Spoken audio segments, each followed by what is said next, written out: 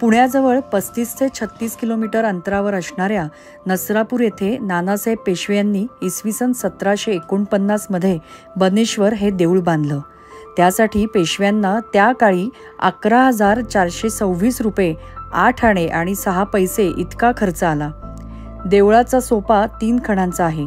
सोप्यातील छताला मोठी घंटा बसवलेली आहे।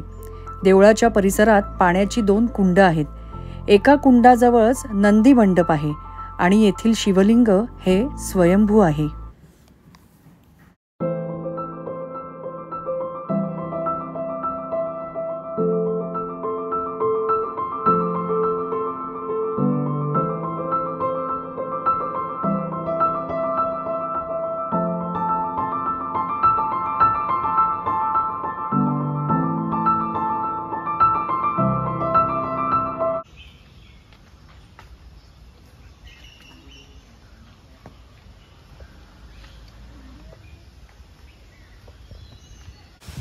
नमस्कार, मी मानसी जोशी। मनातलं कोलाज या माझ्या चॅनलमध्ये सर्वांचं खूप स्वागत। ॲक्च्युली मी खूप दिवसांनी म्हणजे खूपच दिवसांनी व्हिडिओ करते। आज आम्ही आलो आहे बनेश्वरला, पुण्याजवळच आहे ते, आणि देवळाच्या बाहेरचा हा परिसर आहे वन उद्यान। तर तिथे आम्ही एक फेरी मारायला आलो आहे आणि इथे लहान मुलांसाठी गार्डन आहे, ॲडव्हेंचर पार्क आहे, धबधबा आहे।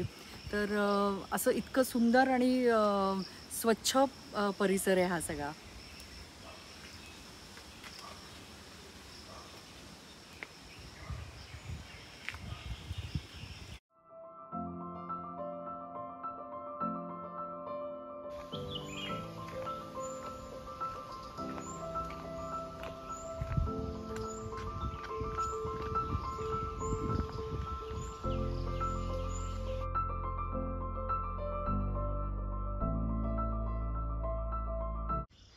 इतक्या प्रकारची वेगवेगळी इथे झाडं आहेत। इतकं सुंदर वाटतंय, असं रम्य वाटतंय एकदम, म्हणजे रम्य परिसर जे म्हणतात ते अगदी इथे खरं वाटतंय येऊन। आणि खूप प्रकारची इथे वनौषधी पण आहेत, त्याची पण झाडं आहेत इथे।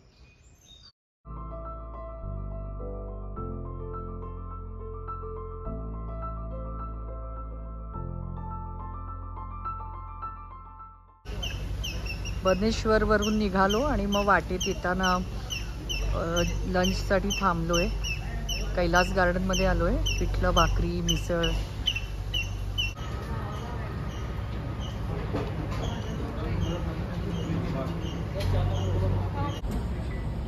इथलं फेमस बेसन भाकरी, आणि इथे थाळीच मिळते, नुसतं पिठलं भाकरी असं नाही मिळत। त्यामुळे भजी असतात, कढी आहे, भात असतो, नंतर कोशिंबीर आहे, एक भाजी आहे, आणि इथे चटण्या ठेवल्या आहेत, लोणचं आहे, खरडा, तूप आहे।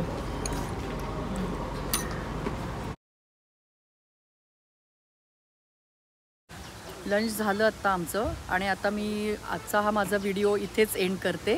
तर व्हिडिओ आवडला तर नक्की लाईक करा, शेअर करा, आणि जर चॅनलला सबस्क्राईब केलं नसेल तर नक्की सबस्क्राईब करा। थँक्यू।